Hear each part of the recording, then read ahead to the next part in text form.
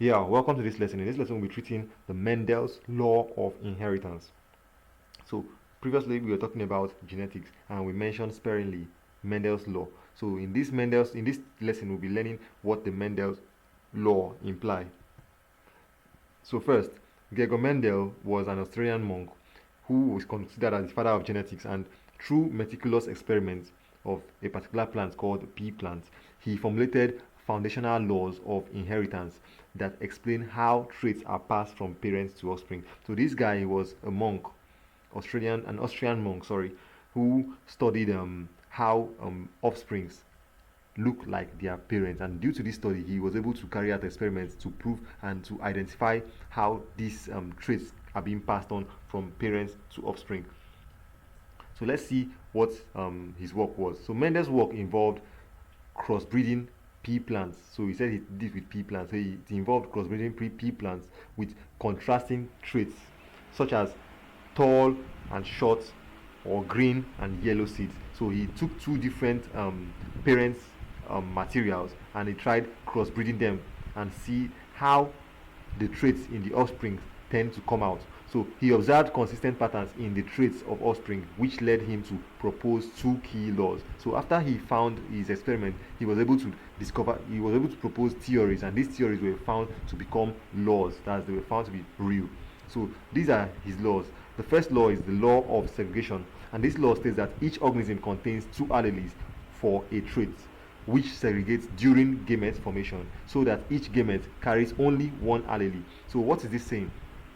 This law of segregation says that every organism, they contain two alleles. Every organism is made up of two alleles for a trait. So if you have maybe the trait of the father's eyes or mother's eyes, these are traits. So there is always two alleles that make up the trait in an offspring. So each of those offspring now, the dominant one will be dependent on which of the alleles are dominant. So we'll head into that one later on. But now, from this is law, he said that every organism contain two alleles for a particular trait. So, and this segregate during gamete formation, so that each gamete carries only one allele. So meaning every parent now has two alleles for eye, for maybe lips, for nose. They have two alleles for that particular trait that they have. So now when they now want to give birth to offsprings, that trait will be split, that those alleles will be split into two, and one will be donated to form the offspring. So this is actually what this law of segregation is actually trying to explain. So the law explains how offspring inherit one allele from each parent. So now the second law that Mendel proposed was called the law of independent assortment. So this law states that alleles for different traits are distributed to gametes independently. So meaning, as we said, each trait has, in the parent, each trait has two alleles. Each trait has two alleles. Then one is being sent off during gamete formation, during when the offspring is being formed. So now, after this has been done from the first law, the second law is now trying to say that these alleles for different traits, they are distributed to gametes independently. So meaning every single trait in the parent is being deposited one by one for the eyes of the child, for the eyes of the parent, for the eyes of the child. The parent will deposit one allele from his own eye trait.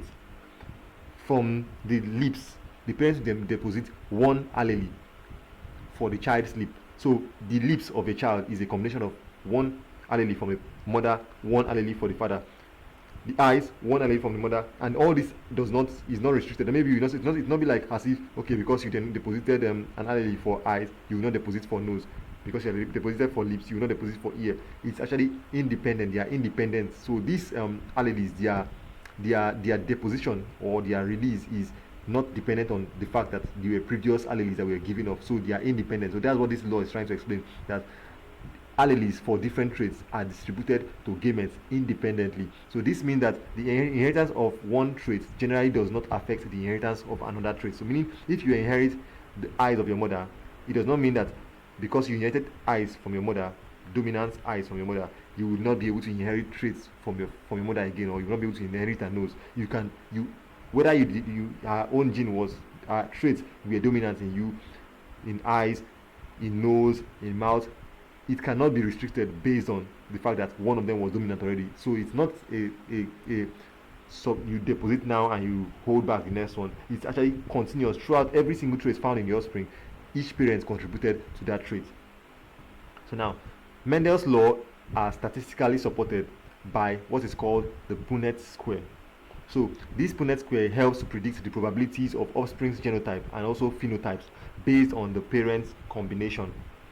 So although there are exceptions to Mendel's law, although exceptions to Mendel's law exist, such as the linked genes and incomplete dominance, his foundational principle remains central to classical genetics and have been expanded by modern genetic research. So these Mendel's laws, they are very, very, very dominant. So these laws, they have been found to be true in major scenarios. Classical biology, it has been found that Mendel's law hold true in almost all fields of classical biology.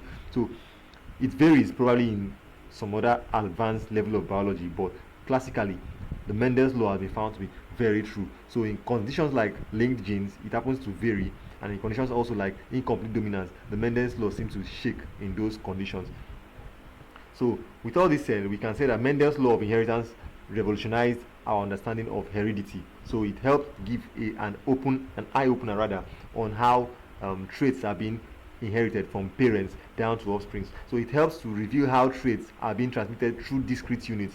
His work laid the ground for genetic science and also applications in agriculture and medicine. So Mendel's work was actually like a groundbreaker when it came off, and scientists have developed over and over. They've developed on it over and over, leading into different levels of advancement in both biology, medicine, and agriculture.